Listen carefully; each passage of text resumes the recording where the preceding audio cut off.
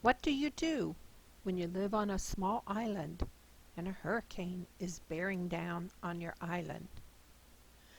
Well, if you're in the Turks and Caicos, they don't get hit by a lot of hurricanes, and the ones that do come by normally are fairly mild.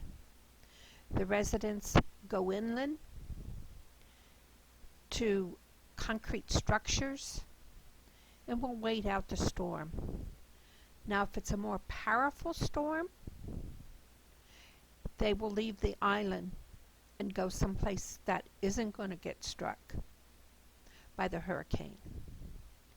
And if you're just a visitor to the island, they will try to get you off on any airplane that will come into the island to pick up passengers and remove them from danger.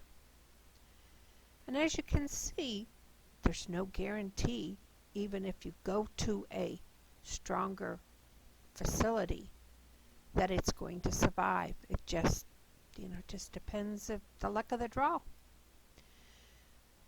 But in most cases, there's never been one that has absolutely killed everyone on the island. Thank goodness.